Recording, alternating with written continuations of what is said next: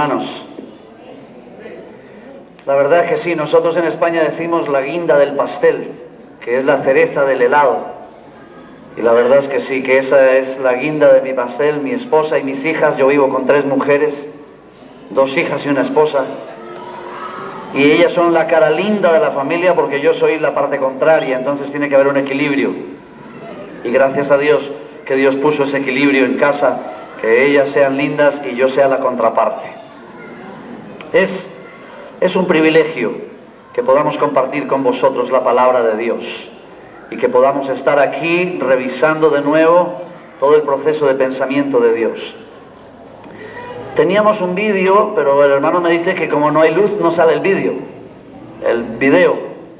Pero no hay problema, no pasa nada. Quiero contaros una historia muy corta para que os llevéis esto pensando mientras que estoy predicando. Dice que la historia cuenta que un rey que vivía en su palacio, que gobernaba una gran extensión de tierra y de personas y que tenía todo lo que necesitaba, un día llamó a uno de los jóvenes de su reino y le dijo: quiero que me busques algo que cuando yo esté feliz me ponga triste, pero que cuando yo esté triste me ponga feliz. Le encomienda esa tarea y lo manda.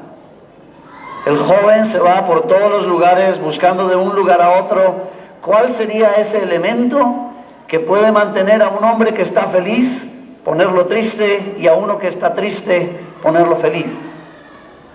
Después de mucho tiempo buscando y buscando, se encuentra con un anciano en una cueva.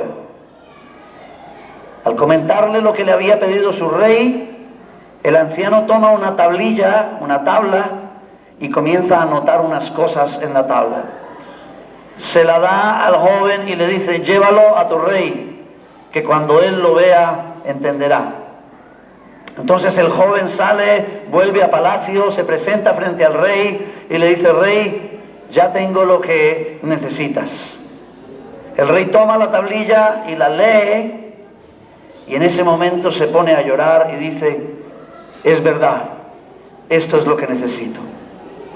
Cuando muestra la tablilla a todos los que estaban presentes, la tablilla tenía tan solo una frase, y la frase decía: esto también pasará. Esto también pasará. Cuando él estuviera muy feliz, solo tenía que leer la tablilla. ¿Y qué decía la tablilla? Esto también pasará. Y si estaba en un momento muy triste o muy amargo de su vida, solo tenía que leer la tablilla, y la tablilla iba a decir: esto también pasará. Hay gran parte de ese pensamiento que es muy verdadero y muy bíblico. Porque nosotros, cuando podemos entender un poco el proceso de Dios, entendemos que nuestra vida va más allá de las alegrías y de las tristezas. Es más, dicen los grandes estudiosos: ¿qué sería del hombre si no tuviera tristezas? Pero también, ¿qué sería del hombre si no tuviese alegrías? ¿Qué sería de nosotros viviendo una vida donde hay felicidad completa todos los días y no tuviésemos nunca ningún sobresalto? ¿Qué sería de nosotros si toda la vida tuviésemos una vida de tristezas y no tuviésemos alegrías? Cuando hablamos de la palabra de Dios, quiero recordaros una cosa esta mañana. La palabra de Dios, la presencia de Dios, tiene un elemento que es muy importante, que creo que hemos olvidado. Y es que la revelación de Dios es progresiva. Cuando estaba orando por esta conferencia, hace algunas semanas, vino a mi mente y a mi corazón un texto bíblico que dice: porque nosotros, mirando a cara descubierta como en un espejo, somos transformados de gloria en gloria, como en la misma imagen por el Espíritu del Señor. Y sabes una cosa, ahí hay una verdad. Y la verdad es que Dios siempre se va a revelar a nuestras vidas de una manera progresiva, de gloria en gloria, paso a paso. Pero yo sé que nosotros hemos perdido mucho del hambre, el deseo y el anhelo de continuar recibiendo la revelación de Dios. Hay creyentes que piensan que por tener 10, 15 o 20 años en el Evangelio ya lo saben todo, ya lo conocen todo y no hay nada nuevo. Hay personas que nos dicen, ¿para qué venir a la conferencia misionera este año si el año pasado yo ya estuve? Todo eso yo me lo sé. Pero ¿para qué me van a volver a hablar a mí de los mismos textos de la Biblia si esos textos yo ya los he leído, los he estudiado y me los sé de memoria? ¿Sabes una cosa? Cuando llegamos a ese momento de nuestras vidas, es cuando necesitamos recordar que la revelación de Dios es progresiva y que no hay ningún momento en la vida de un hombre que no abra la Escritura sin que algo nuevo surja de ella. Yo quiero invitaros a volver con ese deseo al Señor y quiero pediros que oremos esta mañana y que tú puedas colocar tu corazón como una tierra fértil donde la semilla de la palabra de Dios pueda llevar fruto, porque el problema no es la palabra de Dios, el problema es mi corazón. Cierra tus ojos por un momento y te ruego que hagas una oración tú mismo al cielo y le digas: Señor, aquí estoy y he venido para escuchar tu palabra y te suplico en el nombre de Jesús que mi actitud pueda cambiar a una actitud de una persona con anhelo, con expectativa, con deseo por escuchar tu palabra. Señor, revélate a mí hoy y muéstrame lo que tú quieres de mí el día de hoy. Que mis ojos, mi corazón y mi alma estén abiertos a tu palabra. Te lo suplico en el nombre de Jesús. Amén y amén. Esto también pasará. Así que no os preocupéis que dentro de 40 minutos esto también pasará.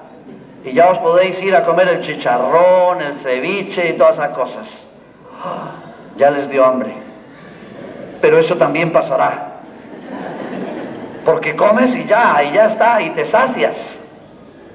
Quiero que vayamos a un texto de la Escritura que está en Hechos, el capítulo 1. ¿Cuántos trajeron sus Biblias? Déjenme verlas, las Biblias. Uy, hay muy pocas. Los iPhones, iPad, iPod, Apple, todo eso. Acuérdense que en este congreso misionero hay una ley de Media y Persia. O traes la Biblia, o traes 15 soles, porque ya no son 10, porque la inflación y todo eso ha subido. O traes 15 soles y todo ese dinero va para la obra misionera. Aleluya. ¿Cuántos no trajeron Biblia esta mañana? Gracias por ser honesto, hermano. Gracias. Si no trajo la Biblia, puede pasar dejando su ofrenda ahí al final y todo eso para la obra misionera. Aleluya. Hay que traer la Biblia, hermanos. Hay que traerla. Hechos capítulo 1. Vamos a leer un versículo que vosotros habéis leído hasta la saciedad y esta mañana me enteré que ya lo sabéis de memoria. Que lo habéis estado repitiendo las semanas anteriores. Hechos 1:8. Pero recibiréis poder cuando haya venido sobre vosotros el Espíritu Santo y me seréis testigos en Jerusalén, en toda Judea, en Samaria y hasta lo último de la tierra. Ese ya me lo sé, fíjate, ya veo vuestras caras. Ese ya me lo sé, si de ese nos han predicado una cantidad de veces. Yo quiero mostraros algunas cosas interesantes de este versículo, de Hechos 1:8. En primer lugar, este versículo no es una declaración. Me explico. Mateo capítulo 28 sí es una declaración. El versículo de la gran comisión de Mateo 28, id y haced discípulos a todas las naciones, bautizándolos en el nombre y todo lo demás. Ese versículo es una declaración. Hechos 1:8 no es una declaración, es una respuesta. Tantas veces que leemos la Biblia y tan pocas veces que profundizamos en ella para entender por qué cierta clase de cosas están allí. Nosotros leemos Hechos 1:8 y decimos, ahí está, ese es el mandato de Dios, el mismo mandato de Mateo 28, de Marcos 16, de esto, de Hechos 1:8. Lo que Jesús está haciendo es estar respondiendo a una pregunta. ¿Sí me estáis escuchando allá atrás, hermanos? No, es porque no queréis escuchar, porque suena muy bien. No, solo estoy probando si... Es una respuesta a una pregunta. Ahora, ¿qué hacemos nosotros? Lo más fácil de toda la vida que hemos hecho. Es decir, Hechos 1:8, sí, eso es un mandato. Y eso es un mandato y hay que cumplirlo. Eso es lo que hay. Y sabes una cosa, la mayoría de veces que leemos la Escritura y que encontramos mandamientos, principios u ordenanzas de Dios, siempre decimos lo mismo. Bueno, pues es que es un mandato, hay que cumplirlo. Es lo mismo que me pasa, o me pasaba anteriormente, porque ya no puedo, me pasaba con mi hija. Mi hija, cuando era más pequeña, yo le daba una orden, ¿y sabes qué hacía mi hija? Y se iba a cumplirla, y lo hacía, pero yo la estaba mirando, y él, ¿qué significaba? Significaba, sí, papá, ya sé que es una orden, vale, voy a cumplirla. Y lo interesante para mí es que en la vida de los creyentes esto se repite tantas veces, con muchas de las cosas de la Escritura, porque Dios nos dice algo en su palabra y nosotros decimos, está bien, vale, que aquí es Dios, hay que Él manda, nosotros obedecemos, porque si no, nos viene y nos da palo. Y así vivimos nuestra vida cristiana. Y sabes, Dios no está interesado en eso, pero para nada. Dios no está interesado en un pueblo que le obedece ni por miedo, ni por temor, ni porque cree que Dios va a traer venganza, ni por nada de eso. Y Dios no quiere que tú obedezcas sus mandatos solamente porque se han convertido en una obligación para tu vida. Lo que pasa es que no nos tomamos el tiempo de revisar que detrás de todo mandamiento, principio, ordenanza de Dios hay una esencia. Y esa esencia nos deja ver que Dios siempre tiene un propósito a través de ese mandamiento y que ese propósito siempre trae beneficio a nuestras vidas. Pero no nos damos a la tarea de revisar eso. Solo decimos, pues, la gran comisión, el pastor aquí por las narices nos la mete y dale que te pego con la misión. Pues, ¿cómo respondemos? Pues vamos a hacerla. No, esto no es. Hechos 1:8, a diferencia de Mateo capítulo 28, no es un mandamiento. Pero no por eso deja de ser palabra de Dios. Pero lo interesante es, como os digo, que está respondiendo a una pregunta. ¿Cuál es la pregunta? Ven conmigo al versículo 6. ¿Por qué cerraste la Biblia? Déjala abierta, hermano, para que la Biblia respire, las letras que ya se están destiñendo y se están cayendo una a una, retomen vida. Hechos capítulo 1, versículo 6. Entonces, los que se habían reunido le preguntaron diciendo, Señor, ¿restaurarás el reino a Israel en este tiempo? Ahí está la pregunta. Y por eso Hechos 1:8 es una respuesta. Jesús está respondiendo. Y está respondiendo a una pregunta que le hacen. Y la pregunta es muy interesante. Tengo que meteros en contexto. Y os voy a pedir 2 minutos. Porque tiene que ser muy rápido. Quiero que os pongáis en la piel de los discípulos. En los zapatos. ¿Vale? Mientras que yo os voy a hacer esta narración de 2 minutos, vosotros por favor meteos en la piel de los discípulos para que podáis entender qué es lo que está pasando aquí. Ellos por 3 años y medio han entablado una relación con un hombre llamado Jesús, al cual después de estar viviendo con Él, durmiendo con Él, comiendo con Él, han comenzado a amarlo, han entablado una relación de amistad, han comenzado a quererlo, a respetarlo, han comenzado a sentir por él un cariño que se siente porque es normal cuando uno comienza a vivir con una persona por 3 años y medio, y él comienza a decirle: yo soy el Mesías, el Rey de Israel, y ellos están con él por 3 años y medio, y luego de 3 años y medio, ellos, desde lejos, lo único que pueden ver es que su amigo, su maestro, está clavado en una cruz, semidesnudo, ensangrentado, y se está muriendo. Agoniza porque no puede respirar, está colgado de sus brazos de una cruz, después de recibir cientos de latigazos, y ellos ven con sus ojos cómo él se ahoga con su propia sangre al tratar de respirar, y muere. Y no lo vuelven a ver, porque no lo volvieron a ver. ¿Qué se siente? Mi amigo, mi maestro, mi compañero, la última vez que le vi estaba clavado en una cruz, y no le volví a ver. ¿Sabes qué hay en los discípulos? Cuando llegamos al texto de Hechos 1:8, hay desolación, dolor, confusión, amargura. Ellos están diciendo: ¿qué pasó? ¿Qué fue lo que pasó? Todo iba marchando bien. Ellos hablaron entre ellos mismos y dijeron: nos acordamos de que hace solo algunas semanas lo recibieron a él en Jerusalén y colocaban las mantas sobre las calles y las palmas y le gritaban: Hosana al que viene en el nombre del Señor, Hosana, hijo de David. Y se estaban teniendo miles de preguntas en su cabeza. Y cuando están en medio de esa confusión, de ese dolor, de esa amargura, Jesús se aparece a ellos.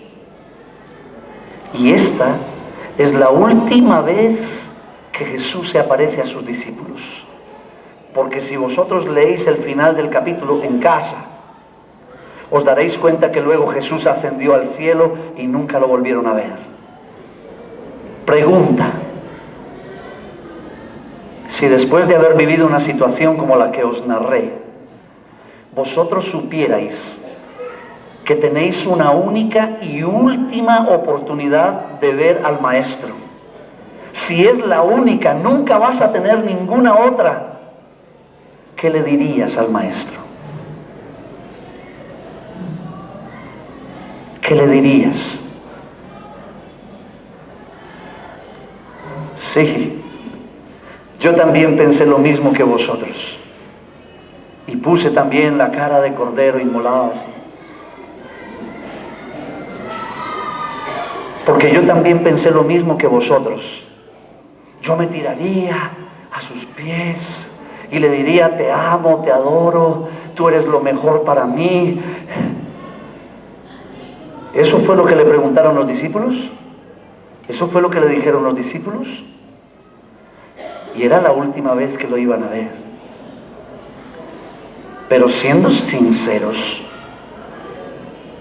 nosotros somos unos cristianos romanticones.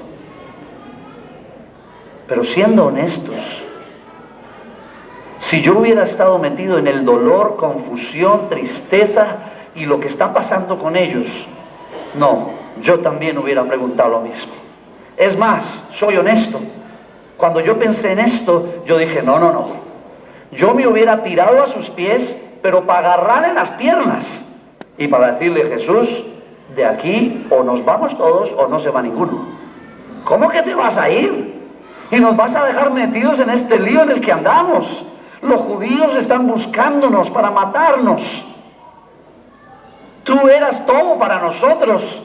Tú fuiste la promesa, la esperanza, la ilusión que teníamos eras tú. ¿Cómo me vas a decir que te vas a ir? Esa fue la verdad de lo que ocurrió ahí. Ellos dijeron: antes de que te vayas, tenemos una pregunta. ¿Cuándo restaurarás el reino a Israel? Esta pregunta tiene dos énfasis que son muy interesantes. El primer énfasis está en tiempo, cronos. ¿Cuándo?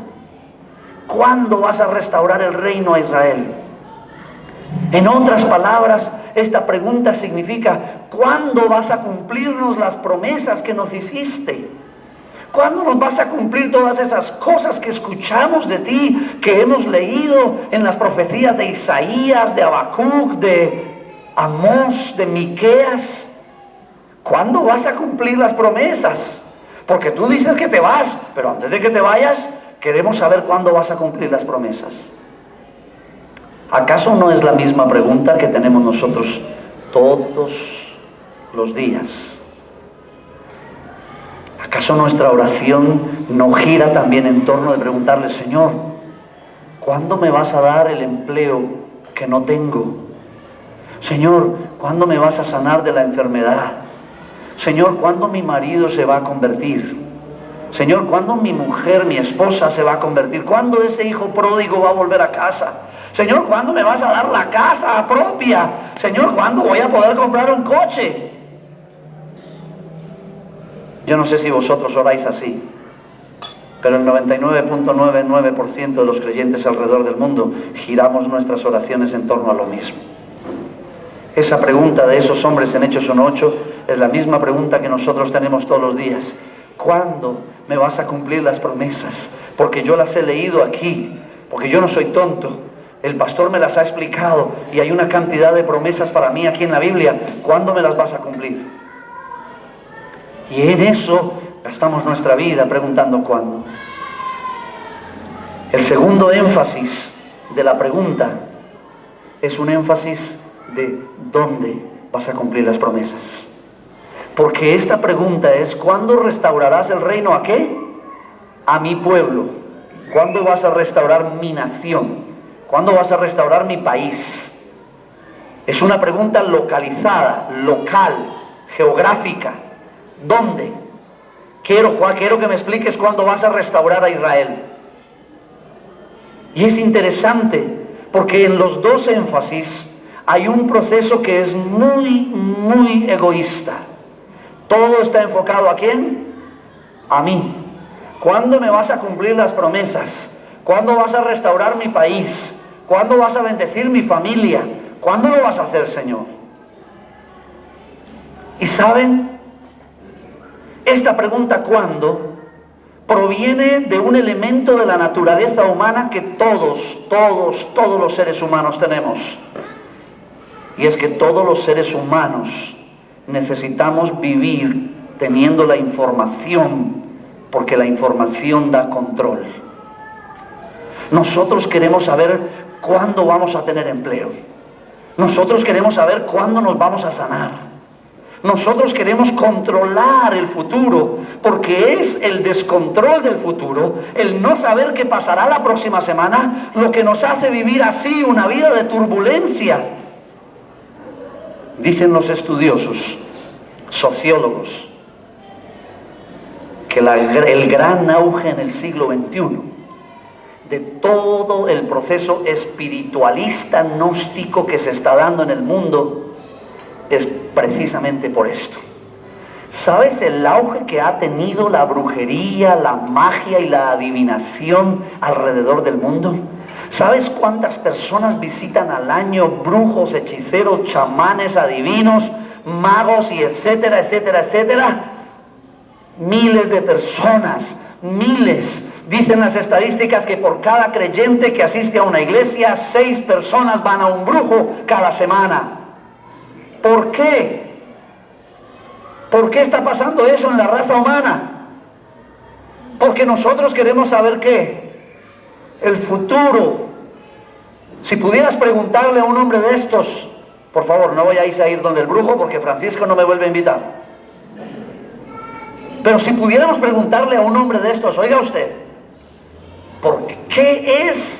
¿Cuáles son las preguntas que la gente trae cuando viene aquí a que usted les eche el tabaco o le fume en la cara o les eche las cartas o qué sé yo, qué locura? Y os puedo asegurar que todas las preguntas son: ¿con quién me casaré? ¿Cuándo tendré casa? ¿Cuándo me voy a morir? ¿Cuándo va a cambiar mi fortuna? ¿Cuándo puedo tener trabajo? Todas las preguntas son las mismas. ¿Cuándo? ¿Por qué? Porque quiero tener el control. Esto es una lucha de poder. Yo quiero controlar. Fíjate una pregunta. Si tú no tienes trabajo y tú oras a Dios y le dices, Señor, quiero saber cuándo me vas a dar empleo. Y el Señor te dijera, hijo, no te preocupes. El 18 de julio vas a tener un empleo. ¿Cómo vivirías de aquí al 18 de julio? Yo, muerto de la risa, feliz de la pelota.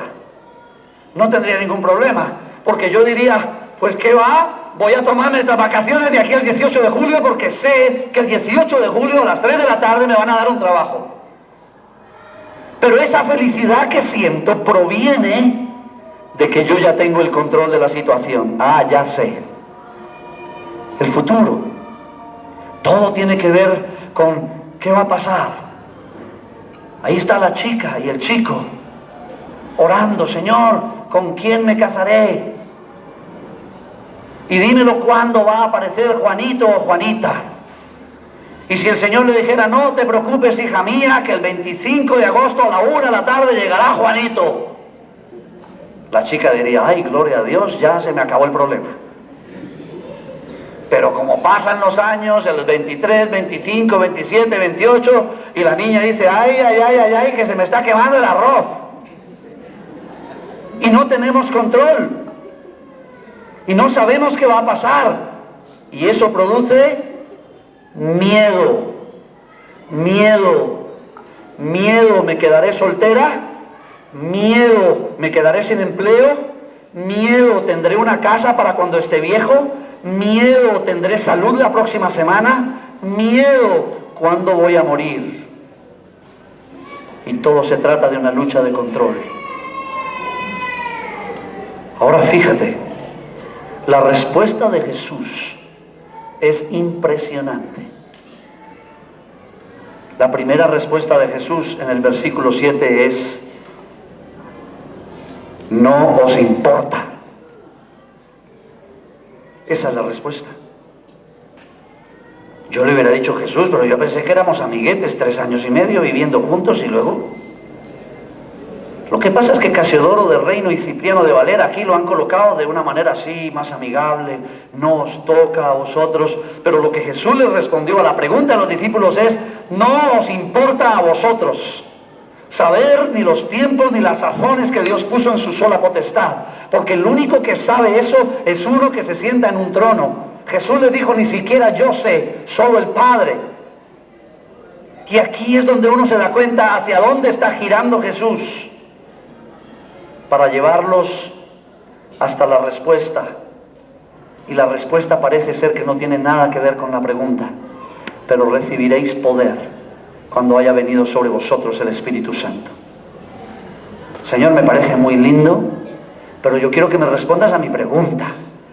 ¿Cuándo me vas a dar las promesas? Y el Señor responde, pero recibiréis poder cuando haya venido sobre vosotros el Espíritu Santo. Aunque nosotros creamos que la respuesta no tiene nada que ver con la pregunta, tiene que ver todo con la pregunta. ¿Cuándo me vas a cumplir las promesas? Y la respuesta de Jesús es, no viváis pensando en el cuándo. Tenéis que vivir estando seguros que el poder del Espíritu Santo está en vosotros. Porque si el poder del Espíritu Santo está en vosotros, viviréis la vida de una manera totalmente diferente. Porque ese poder que yo os voy a entregar, ese poder que está encarnado en la tercera persona de la Trinidad, ese poder que muchos creyentes dicen tener, es un poder transformador que te va a enseñar a vivir la vida por encima de las circunstancias. Que te va a enseñar a vivir la vida no preguntando cuándo, sino interesados en el cómo.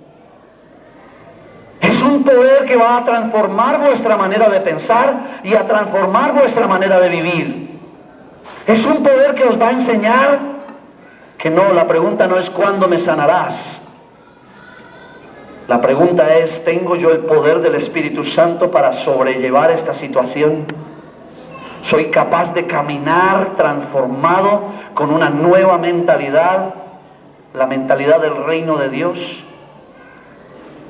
Hace 3 semanas tuve que visitar a una de nuestras familias misioneras, porque su hija de 22 añitos, 22, tiene cáncer en el estómago, metástasis completa. Y yo estoy ahí hablando con ella y diciéndole: Jenna, yo sé que tú tienes 1000 preguntas, 5000 razones para estar molesta, 500 cosas que no entiendes. ¿Qué es lo que nos pide la palabra? Yo mismo estoy clamando: Señor, ¿cuándo la sanarás? Pero esa no es la pregunta correcta. La pregunta correcta es: ¿realmente el poder del Espíritu Santo vivo, real, está en nuestras vidas? Y escuche la respuesta de esta chica de 22 años: estoy lista. Y uno pensaría que dice: estoy lista para morir, que yo creo que también lo está. Pero ella me dijo: estoy lista para demostrarle al mundo que ni siquiera el cáncer nos es capaz de cambiarnos la forma que tenemos de pensar acerca de Dios. Eso es diferente. Que no hay ninguna enfermedad que pueda movernos de nuestra forma de pensar y de nuestra forma de vida. Que no hay ninguna crisis económica que va a hacer variar nuestros principios y nuestros postulados cristianos. Que no va a haber nada que pueda movernos de la gracia que hemos recibido en Cristo Jesús. Pero la pregunta no es cuándo. La pregunta es: ¿tenemos al Espíritu viviendo en nosotros? Porque, hermanos, aunque se enseñen tantas cosas malas sobre el Espíritu Santo, lamento decirlo, que así pasa. Lo que sí puedo decir es que yo no sé si nosotros en la iglesia contemporánea tenemos realmente el poder del Espíritu Santo en nuestras vidas cristianas. Les voy a dar un poder, no para hacer milagros solamente, sino os voy a dar un poder para encarar la vida de una manera diferente. Os voy a dar un poder que está por encima de las circunstancias. Os voy a dar un poder con el cual el mundo no podrá luchar. Y ese poder que os voy a dar os va a convertir automáticamente en testigos. ¿Por qué en testigos? Porque el poder del Espíritu Santo es lo único que puede convertirnos en testigos. Testigo no es alguien que sabe hablar. Testigo es alguien que ha presenciado un acto. Testigo es alguien que ha experimentado un hecho. Y la diferencia entre la evangelización que llevamos hoy día a cabo es que somos buenos para esto. Pero testigo es aquel que ha visto, que ha experimentado. Yo soy testigo del poder de Dios. Yo soy testigo porque algo ha pasado, porque yo lo he visto, porque lo he experimentado. Eso es lo que nos enseña la palabra.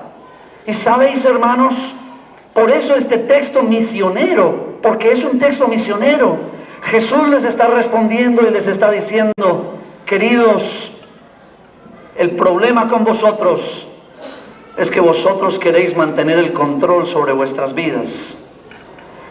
Y aunque venimos y cantamos y le decimos: Señor, aquí está toda mi vida, toma el control, cuando salimos ahí afuera y vivimos el día a día,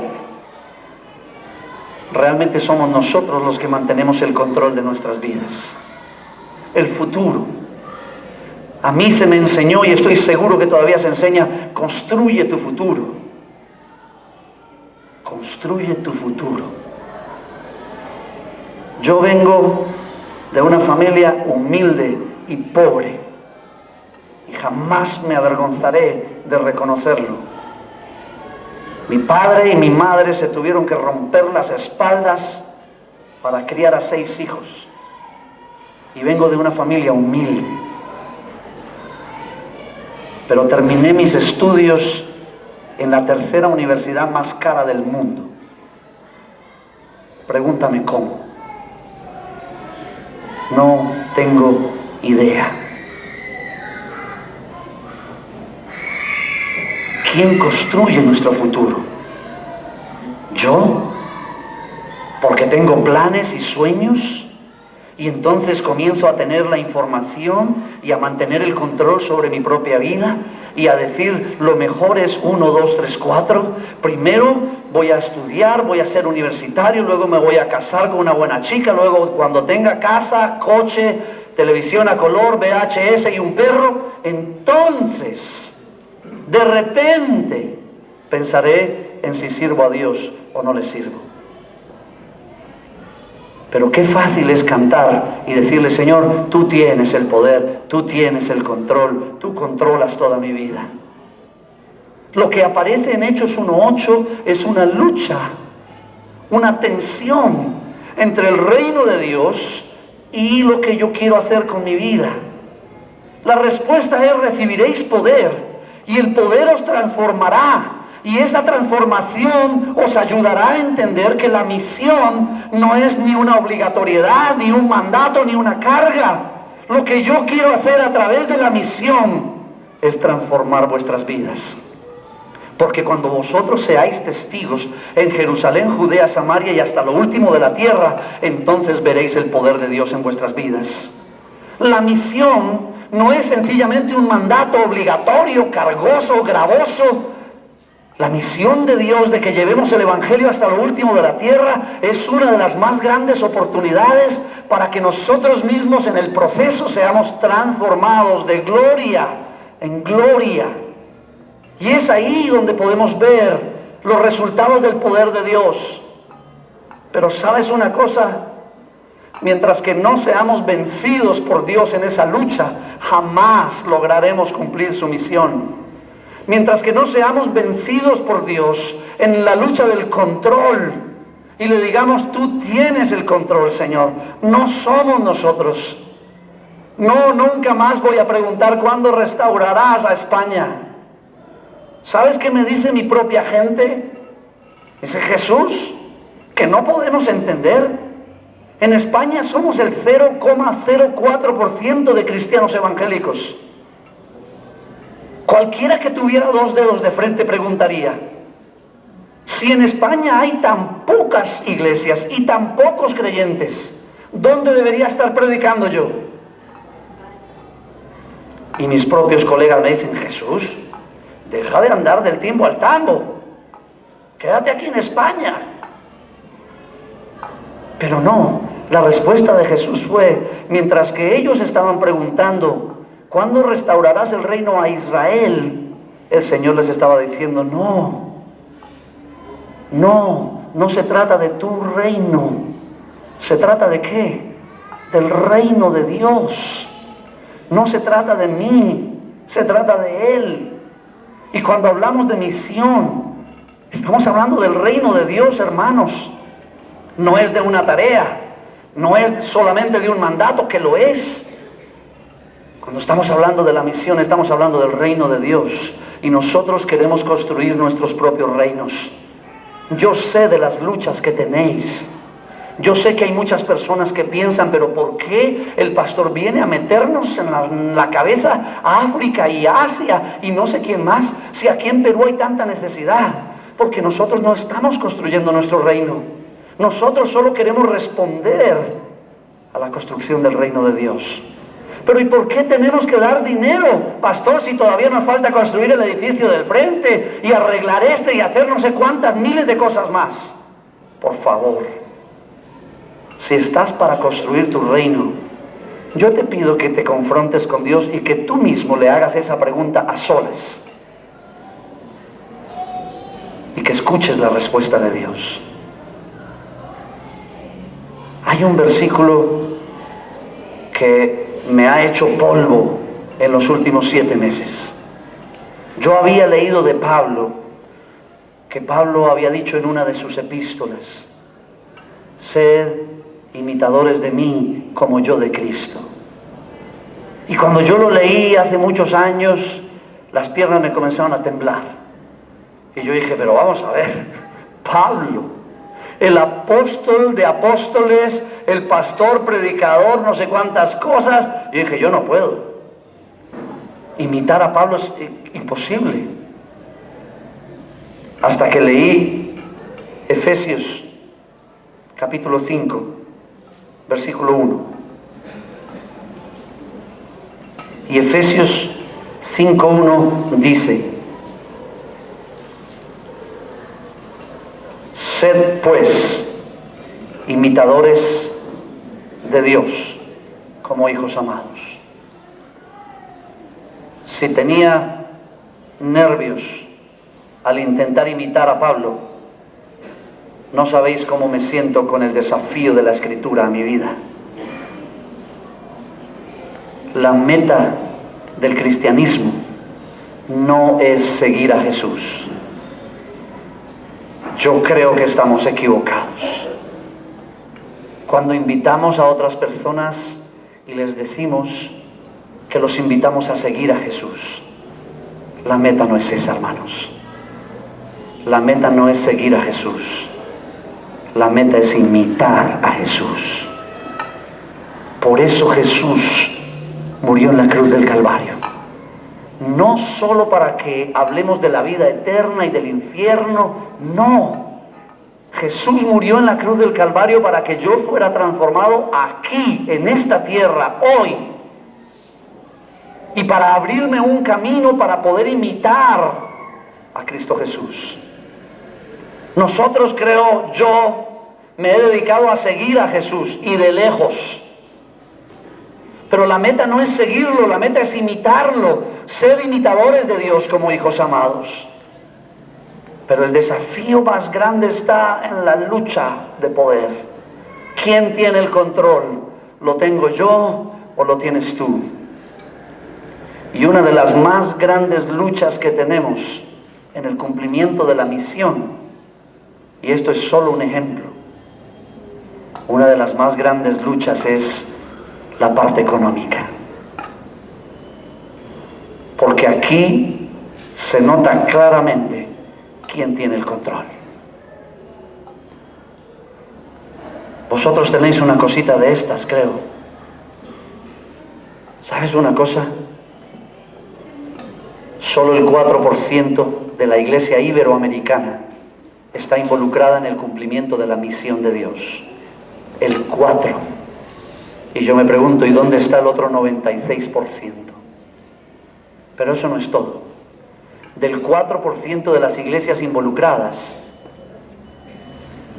solo y en los mejores casos, el 30% de la membresía está involucrada económicamente en el cumplimiento de la misión de Dios. Yo le puedo dar a eso muchas lecturas, pero la Biblia le da una sola. ¿Quién tiene el control? Y las finanzas son una de las medidas de prueba de Dios sobre nuestras vidas. Las finanzas es un arbolito de la ciencia del bien y del mal que Dios coloca en la mitad de tu huerto todas las mañanas para probarte, como lo hizo con Adán en el huerto del Edén. No tenemos las finanzas suficientes para seguir empujando el evangelio hasta lo último de la tierra. Los mayores problemas que tenemos es porque no tenemos finanzas para enviar más misioneros o para desarrollar más procesos evangelísticos. Porque el 70% de la membresía de nuestras iglesias todavía está en la lucha.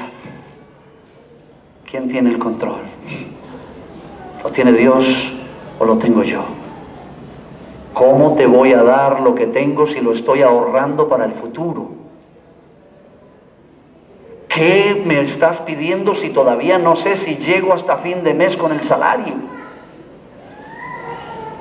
¿Qué fue lo que Dios a través del profeta le pidió a la viuda de Sarepta de Sidón? Una viuda en Sarepta de Sidón, y el profeta Elías va y le dice: ¿qué tienes en casa? En medio de una escasez y hambruna. Y la mujer dice: tengo una medida de harina y media de aceite. ¿Y qué le dice el profeta? Dámelo. Y yo respondería, no, mi hijo y yo dependemos de una medida de harina y media de aceite, dámelo. ¿Quién tiene el control? ¿Tú o Dios? ¿Y sabes una cosa?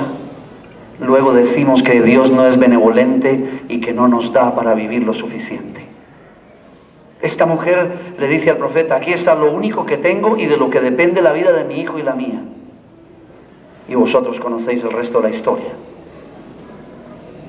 Todos los vecinos traen sus vasijas y salen de allí cientos de vasijas llenas de aceite y llenas de harina, y a la mujer le queda mucha harina y mucho aceite en casa. Porque Jesús lo resumió de esta manera. Escuche cómo Jesús resume la lucha de control en el área económica. Jesús les dice, quiero que sepáis algo. Si buscáis primeramente el reino de Dios y su justicia, entonces todas las demás cosas os las voy a dar como una añadidura. Si tú piensas que Dios ha sido injusto contigo en el área financiera, también te pido que pienses si tú has sido justo con Dios en el manejo de tus finanzas. Porque no le vengas a pedir a Dios algo que tú no quieres hacer. Lo que yo sí he experimentado en mi vida es que cuando yo ejerzo justicia con mi dinero, entonces Dios viene y ejerce justicia conmigo. Busquen el reino de Dios. No busquen restaurar primero a Israel. No busquen primero la restauración egoísta y personal. Busquen la restauración del reino de Dios. Buscad primeramente el reino de Dios y busquen justicia. Justicia significa equilibrium. Y el equilibrium que manejamos hoy en las iglesias es que vivimos con el 99.3% de las finanzas que recibimos y le damos al Señor el 0,7%. Si eso es justo, está bien. Pero si eso es injusto, es por eso que Dios no puede cumplir sus promesas sobre nosotros. Hermanos, tenemos un desafío. Y el desafío es dejarnos vencer por Dios en esta lucha de quién tiene el control. Yo no tengo el control de mi vida. Yo no sé si voy a llegar a fin de mes con mis finanzas. Yo no sé si el próximo año tenga para pagar la universidad de mis hijas. No lo sé. Pero ya no me quiero matar la cabeza pensando si sí, si no, qué va a pasar. Lo que la Biblia me pide es que viva una vida de fe, de creer en Dios, de creer que Él es justo y que no hay justo desamparado que mendigue pan o que su descendencia lo haga. Pero la Biblia dice, no he visto justo desamparado. Y nosotros somos unos injustos en nuestro manejo de las finanzas. Hay un desafío.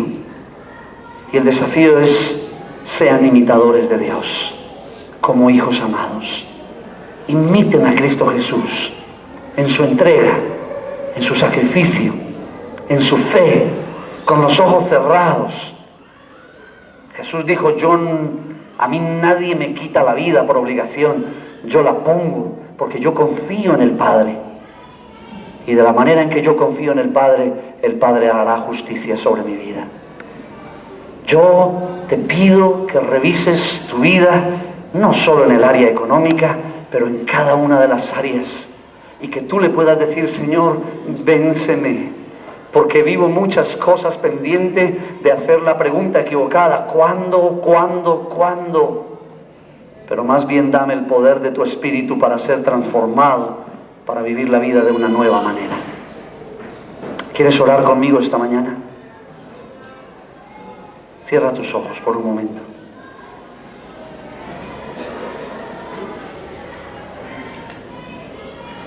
Esto es algo personal tienes que hacer tú, que ninguno de nosotros puede hacerlo por ti. Y es una decisión voluntaria, libre. Suelta el control de tu vida al Señor. Dile: Señor, en tantas áreas de mi vida, yo quisiera qué va a pasar, saber qué va a pasar dentro de una semana o un año. Yo he vivido pendiente de tratar de entender cuándo es que me vas a cumplir todas las promesas que hay en la Biblia. Pero Señor, te pido, vénceme. Vence mi vida. Tírame a los pies de esa cruz ensangrentada, donde mi Maestro murió por mí. No quiero vivir una vida donde yo tenga el control, Señor. Yo quiero vivir una vida donde tú tienes el control. Yo no quiero vivir una vida para que restaures mi reino. Yo quiero vivir una vida para restaurar el tuyo. Y tu reino está en Jerusalén, Judea, Samaria y hasta lo último de la tierra. Señor, te suplico esta mañana con humildad, ayúdame a buscar primeramente el reino de Dios y su justicia.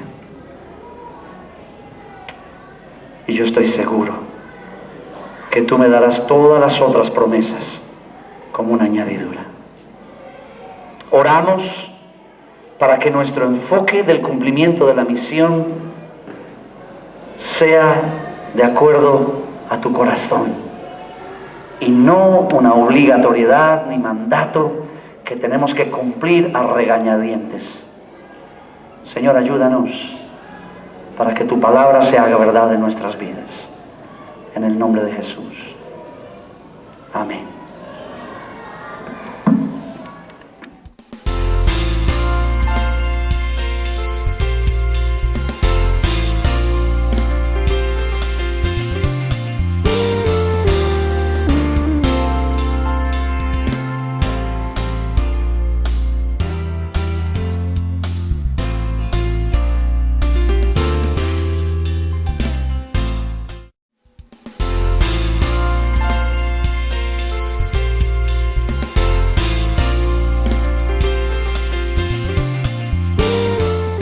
Hermanos, la verdad es que sí, nosotros en España decimos la guinda del pastel, que es la cereza del helado, y la verdad es que sí, que esa es la guinda de mi pastel, mi esposa y mis hijas. Yo vivo con 3 mujeres, 2 hijas y una esposa, y ellas son la cara linda de la familia porque yo soy la parte contraria, entonces tiene que haber un equilibrio, y gracias a Dios que Dios puso ese equilibrio en casa, que ellas sean lindas y yo sea la contraparte. Es un privilegio que podamos compartir con vosotros la palabra de Dios y que podamos estar aquí revisando de nuevo todo el proceso de pensamiento de Dios. Teníamos un vídeo, pero el hermano me dice que como no hay luz no sale el video, pero no hay problema, no pasa nada. Quiero contaros una historia muy corta para que os llevéis esto pensando mientras que estoy predicando. Dice que la historia cuenta que un rey que vivía en su palacio, que gobernaba una gran extensión de tierra y de personas y que tenía todo lo que necesitaba, un día llamó a uno de los jóvenes de su reino y le dijo: quiero que me busques algo que cuando yo esté feliz me ponga triste, pero que cuando yo esté triste me ponga feliz. Le encomienda esa tarea y lo manda.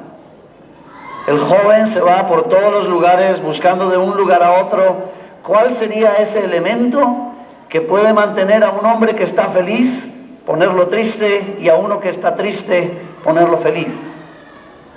Después ya no son 10 porque la inflación y todo eso ha subido. O traes 15 soles y todo ese dinero va para la obra misionera. ¡Aleluya! ¿Cuántos no trajeron Biblia esta mañana?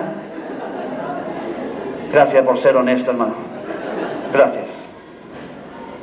Si no trabaja la Biblia, puede pasar dejando su ofrenda ahí al final y todo eso para la obra misionera. Aleluya. Hay que atracar la Biblia, hermanos, hay que traerla, Hechos capítulo 1. Vamos a leer un versículo que vosotros habéis leído hasta la saciedad y esta mañana me enteré que ya lo sabéis de memoria, que lo habéis estado repitiendo las semanas anteriores. Hechos 1:8. Pero recibiréis poder cuando haya venido sobre vosotros el Espíritu Santo, y me seréis testigos en Jerusalén, en toda Judea, en Samaria y hasta lo último de la tierra. Ese ya me lo sé, fíjate, ya veo vuestras caras. Ese ya me lo sé, si de ese nos han predicado una cantidad de veces. Yo quiero mostraros algunas cosas interesantes de este versículo, de Hechos 1:8. En primer lugar, este versículo no es una declaración. Me explico. Mateo capítulo 28 sí es una declaración. El versículo de la gran comisión de Mateo 28, id y haced discípulos a todas las naciones, bautizándolos en el nombre y todo lo demás. Ese versículo es una declaración. Hechos 1:8 no es una declaración, es una respuesta. Tantas veces que leemos la Biblia y tan pocas veces que profundizamos en ella para entender por qué cierta clase de cosas están allí. Nosotros leemos Hechos 1:8 y decimos, ahí está, ese es el mandato de Dios, el mismo mandato de Mateo 28, de Marcos 16, de esto, de Hechos 1:8. Lo que Jesús está haciendo es estar respondiendo a una pregunta. ¿Sí me estáis escuchando allá atrás, hermanos? Hay felicidad completa todos los días y no tuviésemos nunca ningún sobresalto. ¿Qué sería de nosotros si toda la vida tuviésemos una vida de tristezas y no tuviésemos alegrías? Cuando hablamos de la palabra de Dios, quiero recordaros una cosa esta mañana. La palabra de Dios, la presencia de Dios, tiene un elemento que es muy importante que creo que hemos olvidado. Y es que la revelación de Dios es progresiva. Cuando estaba orando por esta conferencia hace algunas semanas, vino a mi mente y a mi corazón un texto bíblico que dice: porque nosotros, mirando a cara descubierta como en un espejo, somos transformados de gloria en gloria, como en la misma imagen, por el Espíritu del Señor. Y sabes una cosa, ahí hay una verdad. Y la verdad es que Dios siempre se va a revelar a nuestras vidas de una manera progresiva, de gloria en gloria, paso a paso. Pero yo sé que nosotros hemos perdido mucho del hambre, el deseo y el anhelo de continuar recibiendo la revelación de Dios. Hay creyentes que piensan que por tener 10, 15 o 20 años en el Evangelio ya lo saben todo, ya lo conocen todo y no hay nada nuevo. Hay personas que nos dicen, ¿para qué venir a la conferencia misionera este año si el año pasado yo ya estuve? Todo eso yo me lo sé. Pero ¿para qué me van a volver a hablar a mí de los mismos textos de la Biblia si esos textos yo ya los he leído, los he estudiado y me los sé de memoria? ¿Sabes una cosa? Cuando llegamos a ese momento de nuestras vidas, es cuando necesitamos recordar que la revelación de Dios es progresiva y que no hay ningún momento en la vida de un hombre que no abra la Escritura sin que algo nuevo surja de ella.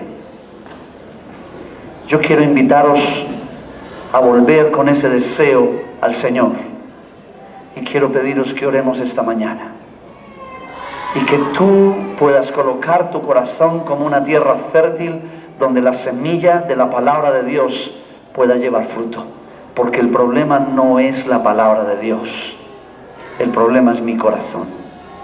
Cierra tus ojos por un momento y te ruego que hagas una oración tú mismo al cielo y le digas: Señor, aquí estoy y he venido para escuchar tu palabra y te suplico en el nombre de Jesús que mi actitud pueda cambiar a una actitud de una persona con anhelo, con expectativa, con deseo por escuchar tu palabra. Señor, revélate a mí hoy y muéstrame lo que tú quieres de mí el día de hoy. Que mis ojos, mi corazón y mi alma estén abiertos a tu palabra. Te lo suplico en el nombre de Jesús. Amén y amén. Esto también pasará. Así que no os preocupéis que dentro de 40 minutos esto también pasará. Y ya os podéis ir a comer el chicharrón, el ceviche y todas esas cosas. Ya les dio hambre. Pero eso también pasará. Porque comes y ya está, y te sacias. Quiero que vayamos a un texto de la Escritura que está en Hechos, el capítulo 1. ¿Cuántos trajeron sus Biblias? Déjenme verlas, las Biblias. Uy, hay muy pocas. Los iPhones, iPad, iPod, Apple, todo eso. Acuérdense que en este congreso misionero hay una ley de Media y Persia. O traes la Biblia, o traes 15 soles, porque ya de mucho tiempo buscando y buscando, se encuentra con un anciano en una cueva. Al comentarle lo que le había pedido su rey, el anciano toma una tablilla, una tabla, y comienza a anotar unas cosas en la tabla. Se la da al joven y le dice: llévalo a tu rey, que cuando él lo vea entenderá. Entonces el joven sale, vuelve a palacio, se presenta frente al rey y le dice: rey, ya tengo lo que necesitas. El rey toma la tablilla y la lee, y en ese momento se pone a llorar y dice: es verdad, esto es lo que necesito. Cuando muestra la tablilla a todos los que estaban presentes, la tablilla tenía tan solo una frase, y la frase decía: esto también pasará. Esto también pasará. Cuando él estuviera muy feliz, solo tenía que leer la tablilla. ¿Y qué decía la tablilla? Esto también pasará. Y si estaba en un momento muy triste o muy amargo de su vida, solo tenía que leer la tablilla, y la tablilla iba a decir: esto también pasará. Hay gran parte de ese pensamiento que es muy verdadero y muy bíblico. Porque nosotros, cuando podemos entender un poco el proceso de Dios, entendemos que nuestra vida va más allá de las alegrías y de las tristezas. Es más, dicen los grandes estudiosos: ¿qué sería del hombre si no tuviera tristezas? Pero también, ¿qué sería del hombre si no tuviese alegrías? ¿Qué sería de nosotros viviendo una vida donde hay